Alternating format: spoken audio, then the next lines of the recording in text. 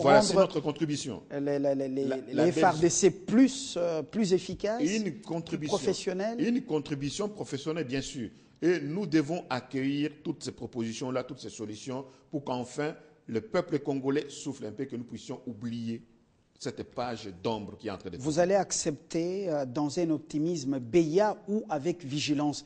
La force est en train de venir, elle va opérer avec les FARDC ou sans les FARDC. Ça a été déjà dit.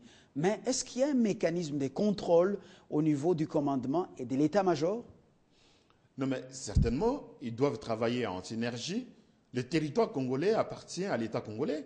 Le territoire congolais n'appartient pas aux Nations Unies. Les Nations Unies viennent pour un mandat, pour une mission bien déterminée, pour une durée bien déterminée. Ça appartient au peuple congolais. C'est à l'État congolais avec l'armée congolaise qui doit contrôler tous les recoins de la République. Ça, c'est clair et net. Et là, le mécanisme de contrôle au niveau du commandement et de l'état-major, justement, on connaît où se trouve le mal.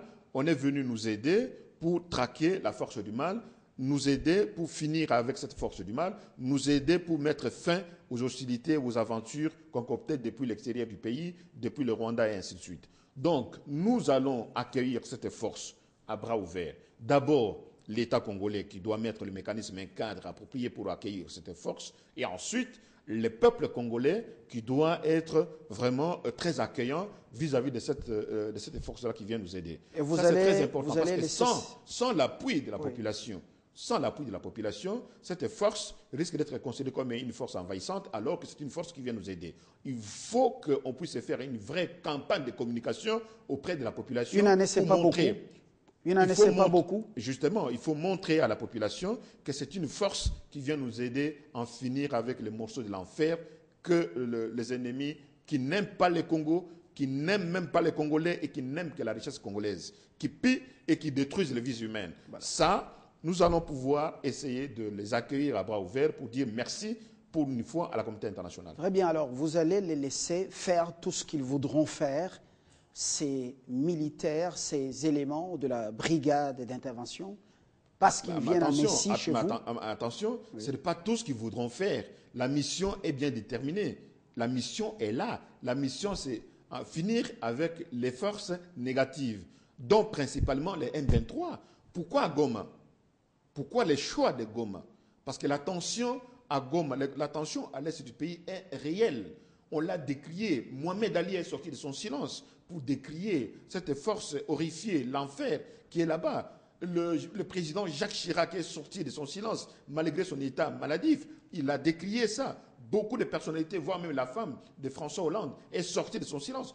Beaucoup de personnalités dans le monde, ils ont décrié ça. Voilà, ils doivent commencer à l'est du pays pour mettre d'abord fin et aider le peuple congolais à retrouver la paix. Et ensuite, on a parlé de forces, toutes les forces négatives errant en RDC.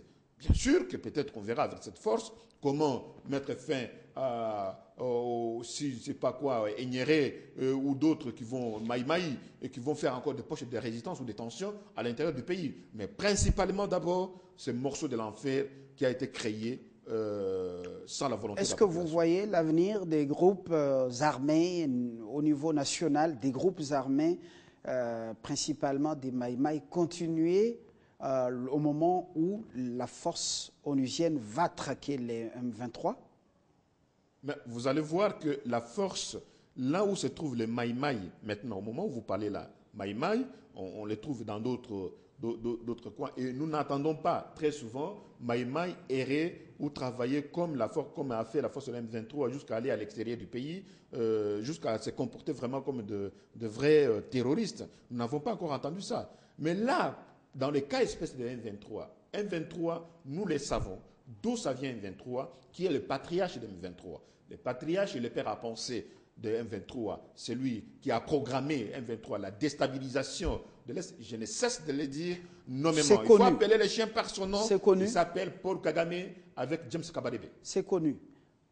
On a compris, le parrain du M23, il avait créé le RCD, Goma, voilà. qui a fait aussi beaucoup de mal aux Congolais, qui a versé beaucoup de sang. Chez nous au Congo. Et les gens du RCD sont encore, courent encore les rues en toute quiétude.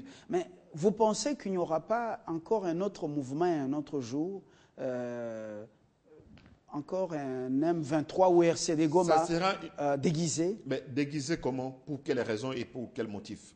Pour quelles raisons et quel motif aujourd'hui? Nous ne voulons plus les gens qui ont les sangs sur le main jouer encore avec le moral ou la démocratie dont la population est les souverains primaires. Nous ne voulons plus, au nom de la population, que je vous dis, vous faites un sondage populaire, la population vous dira la même chose que je vous dis ici sur le plateau de la télévision. Nous ne voulons plus les gens qui ont les sangs sur le main nous diriger.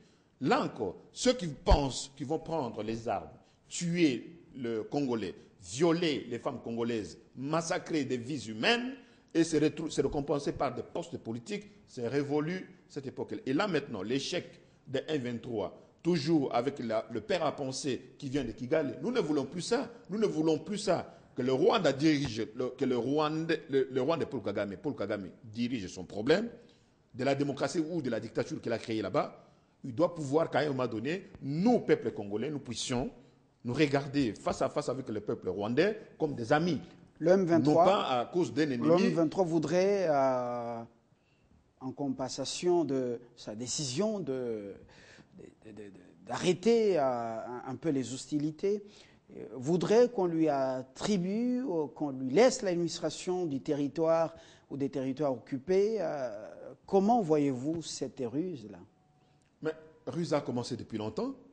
Ça a toujours été, nous allons prendre des villes. Ce n'est pas Kagame qui réclame l'administration de cette partie du pays. Mais ils n'ont qu'une sœur, une paire à penser qui s'appelle Paul Kagame depuis le Rwanda. Je ne cesse de le dire. Ça, c'est clair et net.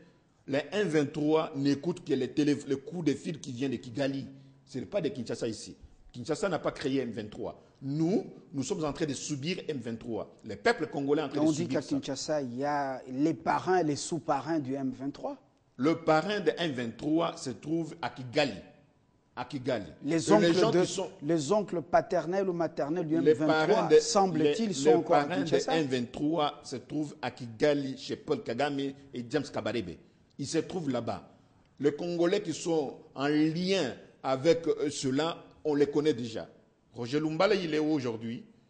Il est quelque part. Lui qui disait qu'il n'est pas avec M23, quelques semaines plus tard, il a déclaré qu'il est avec M23. Il se trouve aujourd'hui, comme par hasard, sur la liste des terroristes d'M23.